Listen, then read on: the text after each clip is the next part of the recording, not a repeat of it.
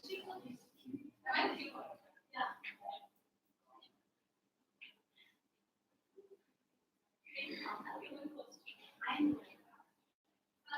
is this the room? For oratory? Yeah. Can I just practice with you? Oh, sure. Thank you. Are you the judge? I am. Okay. But I can walk out. No, it's completely.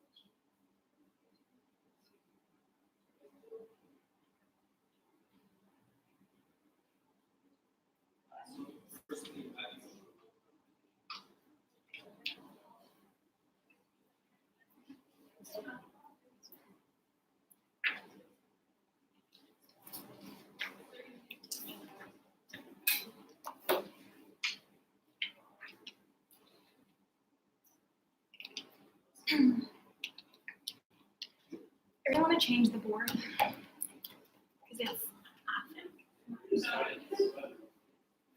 I'm gonna erase it. no, I'm not. It's affect, not effect force. We're not. Oh, yeah, available, see? Yeah.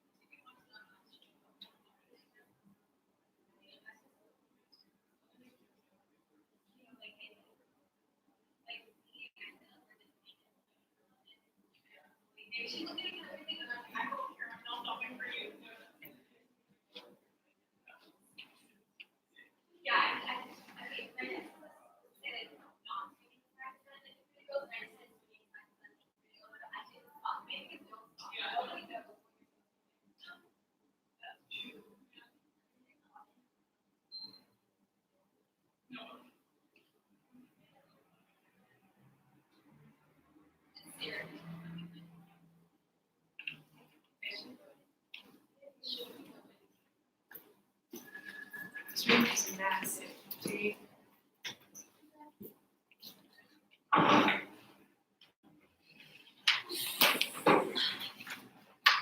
There's only 3 of us. Hello, Tima. Do you have a sinker? Do you have a sinking chair? No, I Oh, you did, okay. Can I shut the door?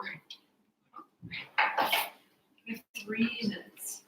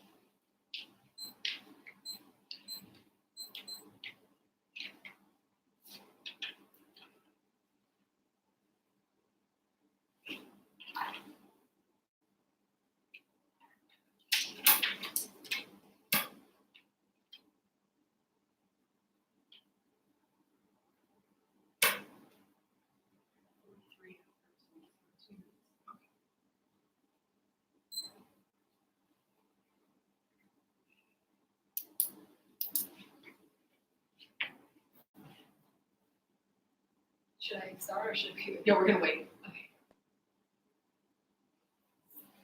I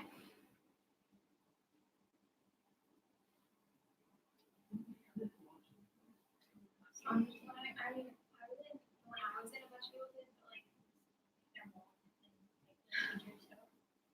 usually not. How would, like, I'm just like curious, like, how do you tabulate the scores if there's only like 3 people in a room, like, opposed to like 4 people in a room? So it's, I have to rank. Okay. Yeah. So it's just between like 1 to 3. Yeah. Okay. No, it's a 1, 2, 4. Yeah.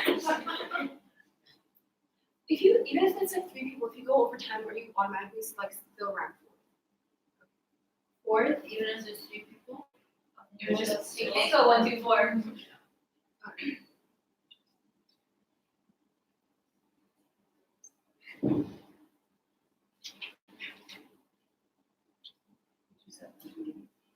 Oh.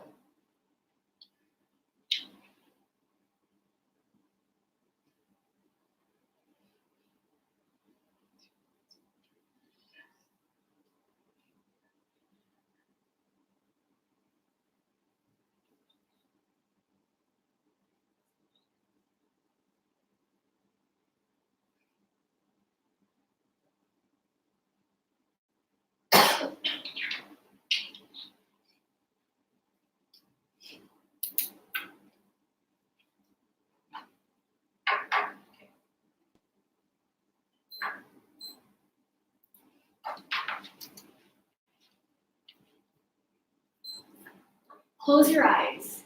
Imagine that one quiet little girl quiet little person that you've always thought to be an introvert. Now put them in a suit in the center of the stage, donning the role of a leader. Isn't it odd, awkward, counterintuitive even? Well, you're not alone in thinking so. So what does come to mind when you think of a leader? Is it the CEO who exudes his presence into every room he walks in? Or is it the persuasive world leader who dominates your evening news? Well, our culture and society, specifically in business and politics, seems to adore the idea of a confident and charismatic individual who is able to decisively lead a band of starstruck followers. But this is a stereotypical view that we have associated with individuals for as long as we can remember. And it's this very view that prevents many from stepping up to the plate. So the question that needs to be asked now more than ever is if being an introvert is the one thing that makes or breaks who our leaders can or cannot be. So introverts, most likely not the first candidate looked at while hiring a CEO or voting for president. The type of people who prefer to be alone with their thoughts, get their energy from solitude, quiet and creative, and think before they speak. No number of phrases can truly sum up around 40% of our global population, but in a nutshell, that is what an introvert is. And what shouldn't be so surprising is that they can be leaders too. But are introverts simply too shy and reserved to be standing up and making the decisions important for when you are a leader? Well, that's where we may have all gotten the wrong idea. It's quite simple. Introverts, unlike extroverts, when tasked with a problem, react consciously by thinking first and then acting. In a study conducted by Rihanna Khalil, a notable psychologist from Qasim University, Saudi Arabia, found that in a pool of 317 people categorized as either introverted or extroverted, almost 3/4 of extroverts needed someone to steer them in the right direction while taking decisions, whilst more than 3/4 of introverts rely solely on their intuition, inner feelings, and reactions. We've all been the party to the effects of poor and hasty decision making, and it is this that governs the very ways in which we live. Now, before I continue, take a second to imagine a quiet little girl raised in a family of varying social lives, but just feeling invisible. Imagine being written off as that one girl who wants to sit in the back seat, but really the front and the steering wheel is her dream.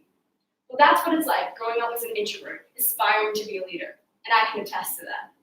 But are introverts like you and me just simply too shy to be going out and making the connections and relationships important for when you are a leader? Well, since it is true that introverts do seem disconnected from other people and may seem slightly rude, unwilling, or unable to build personal connections, whilst in reality, the kind of connections that introverts build just happen to be focused on different priorities.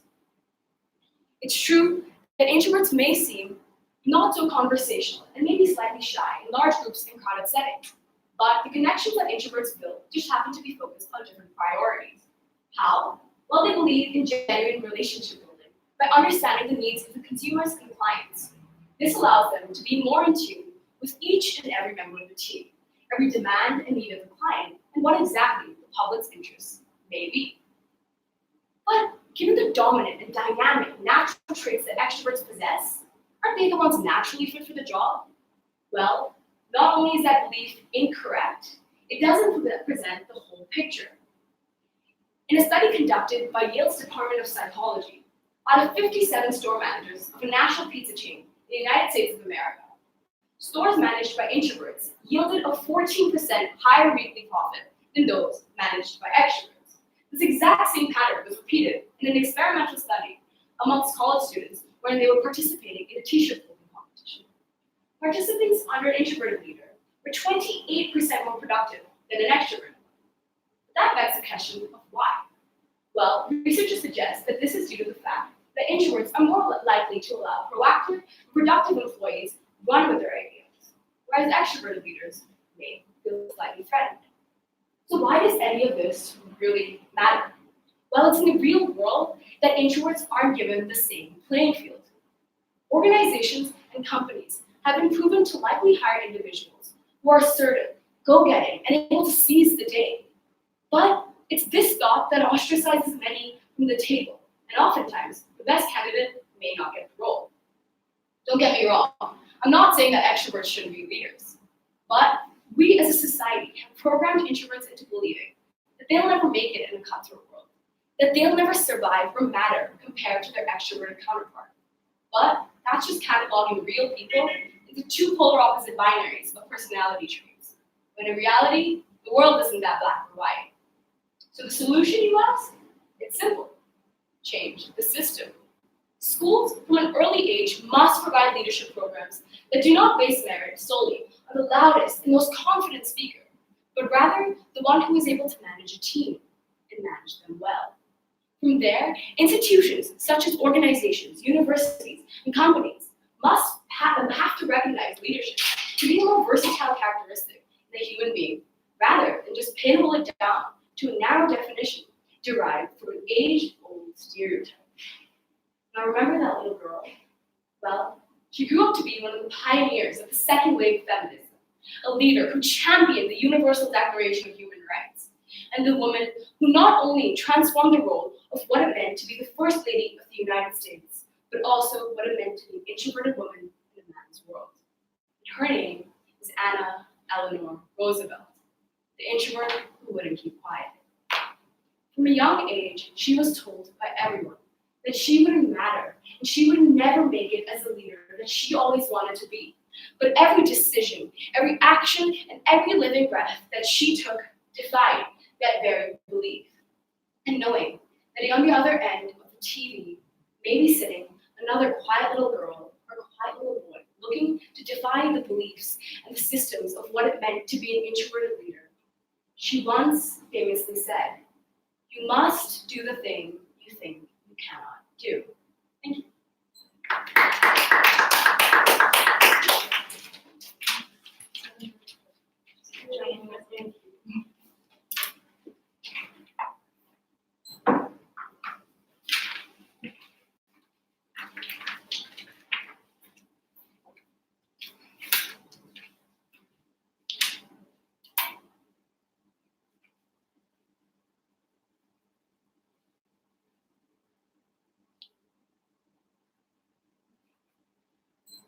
Today, I want to talk to you about assumptions.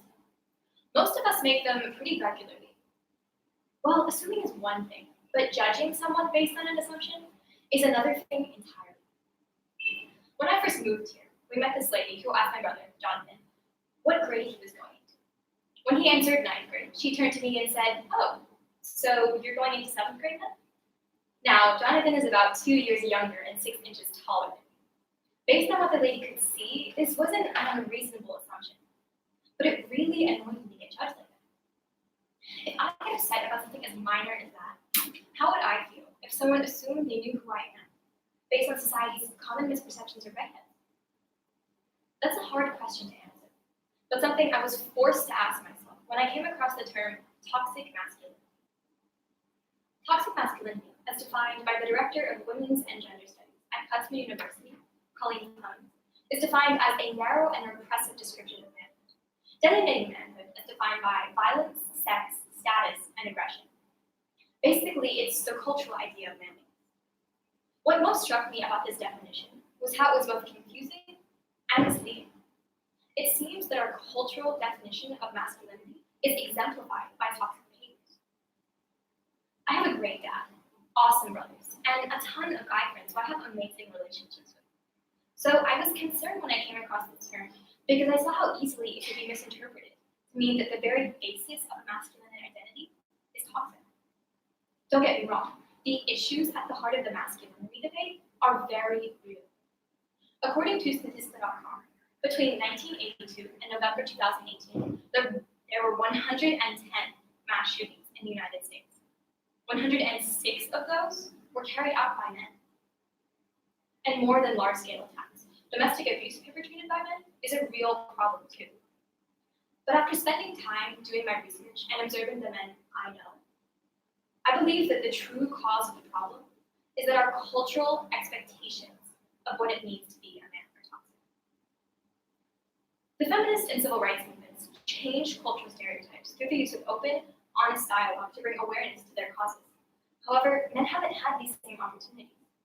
The only way we're going to fix this problem is through actively working to change our perception of masculinity and update our definition of masculinity.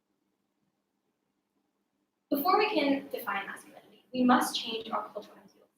And it is essential that we get rid of terms like toxic masculinity. Not too long ago, African Americans were referred to as colored. Today, that term is offensive and rude. In the same way, women were referred to as doll or sugar or honey all the time, even in the professional workplace. While these phrases might still be heard today, they are no longer socially acceptable. On the other hand, it is still socially acceptable to describe men as hunks of meat or macho. It's ridiculous that in a society where so many efforts have been taken to create language that is updated and respectful, we are still describing men in the ways that contribute to the toxicity that we criticize. Now, these advances didn't just come out of thin air. No, such widespread change on a cultural level has only occurred because of the years of hard work and campaigning done by the women and men associated with the feminist and civil rights movements. Unfortunately, this same effort has not been put forth to change the way that society views masculinity. I still hear phrases like, be a man up, and the slightly more vulgar, grow a pair, all the time. This suggests that we as a society have a problem with men displaying what are culturally perceived as feminine traits. But we can't have it both ways. We can't say that we want our men to exhibit less violence and then turn around and criticize them for displaying emotion and vulnerability. So first we must redefine what it means to be a man today. Only then can we have conversations to discuss and replace our outdated cultural perceptions of masculinity. Once we do that though, we have to be willing to see the problems in our world for what they are. For instance, there are far fewer male nurses than female nurses. Often, this situation exists because society traditionally gives the role of nurturer and caregiver to women. One male nursing student said that based on his own experiences, this perceived femininity of nursing could have an effect on the number of men considering this career. Unfortunately, there seems to be a correlation. According to the Kaiser Family Foundation, as of April 2017, only 9% of practicing nurses in the United States were men.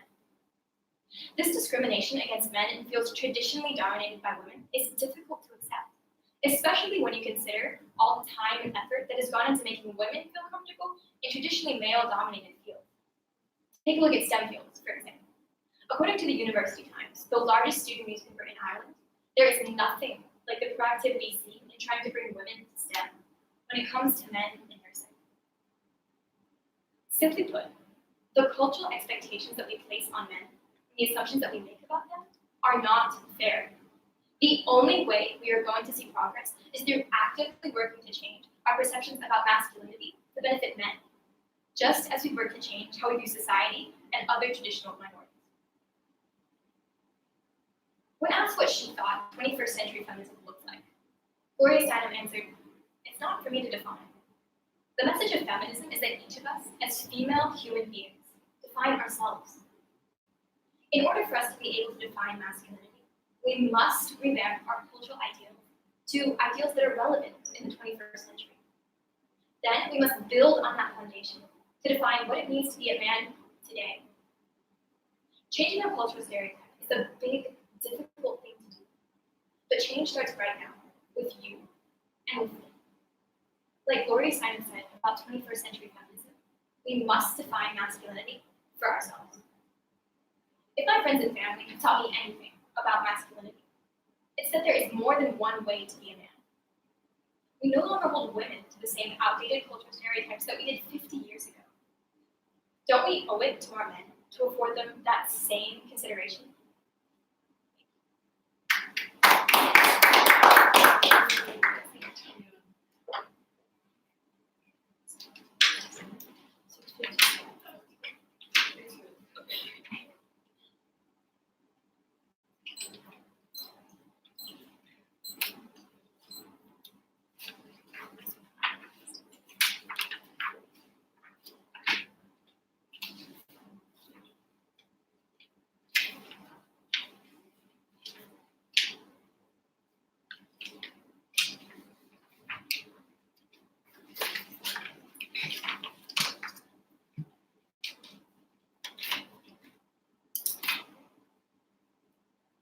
Close your eyes and picture a human being. Now picture a doctor. Now a lawyer. Now a scientist. Open your eyes and tell me honestly, were you picturing men or women? It's okay, I was picturing men too, and I'm a feminist. In 1920, the 19th Amendment of the US Constitution was ratified, granting women in the United States the right to vote.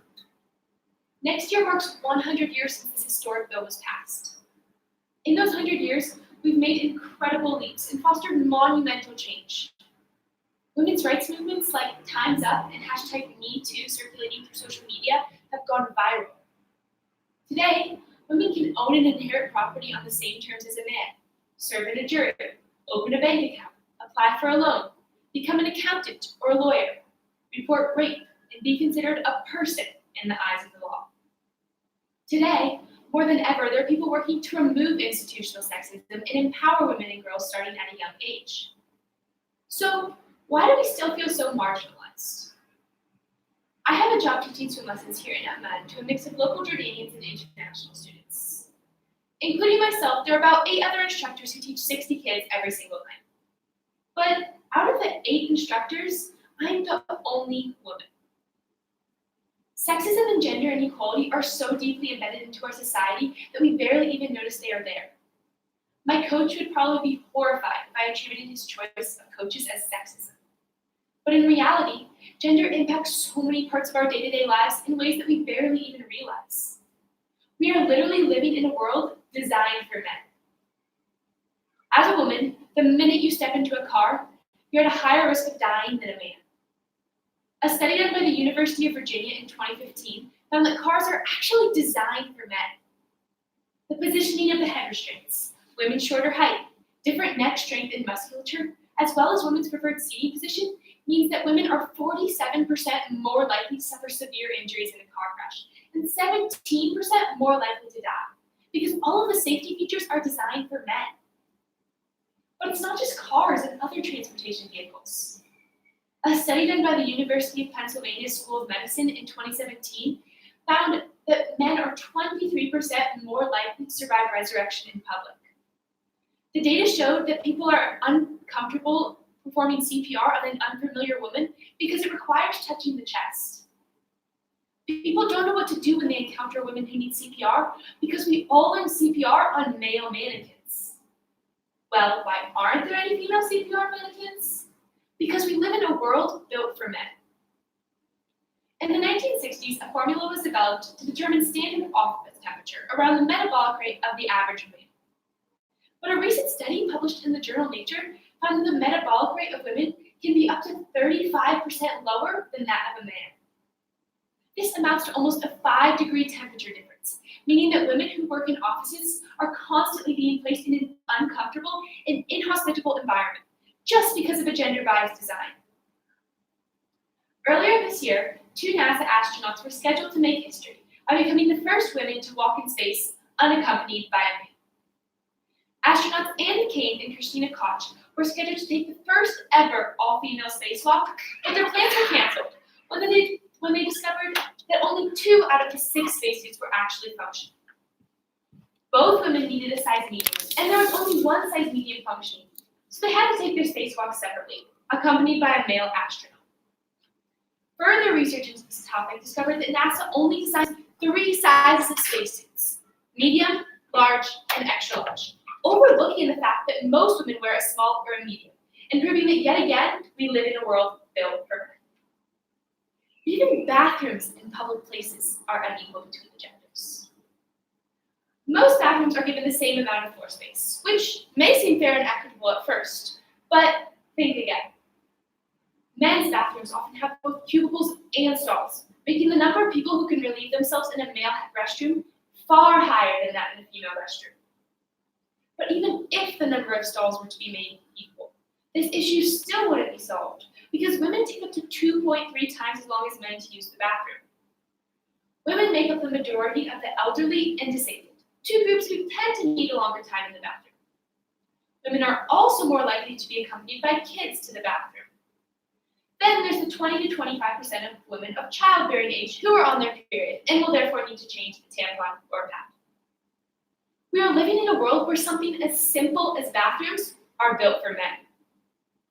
But then there's the little things, like the fact that even though women's hands are on average 3 centimeters smaller than a man's, the average smartphone today is 14 centimeters, which is comfortable for a man's hand, but practically the same size as a woman's hand. Even certain features on your smartphone are male biased. Rachel Tapman, a linguistics researcher at the University of Washington, found that Google's speech recognition software is 70% more likely to accurately identify male speech.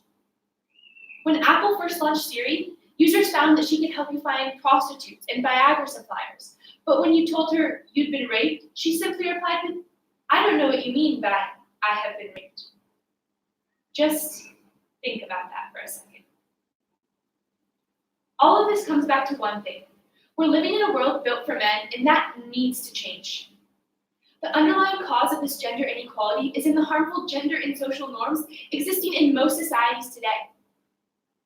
The male bias wired into our brains no longer surprises me. As a population, we've simply failed to realize that 51% of society exists. Even if it isn't deliberate, this gender inequality has a serious impact on women's lives, the effects ranging from inconvenient to fatal. Real change can't happen until these implicit gender biases are broken down. Because the problem is, we're trying to be feminists in a world designed for men. So, how can we change this? It's simple. We must put value into women. When you put value into a person, it empowers them and makes them want to put their own effort and value into their work, their life, and their jobs. So the next time a woman asks you for something, listen to her. Believe her. Because she wouldn't be asking without good reason. Only when we can do this will we no longer live in a world built for men, but a world built for people. Thank you.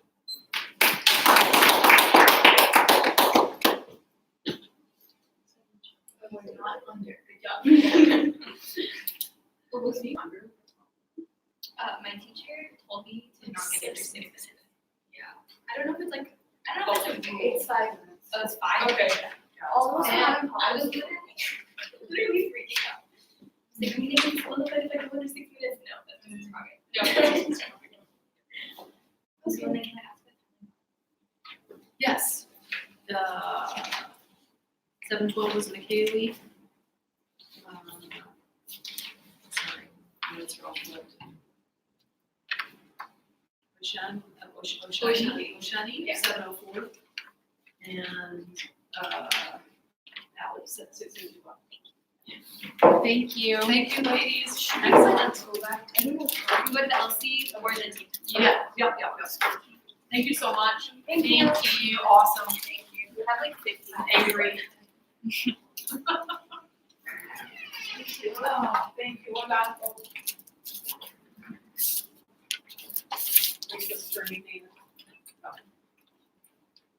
Great job. Fantastic.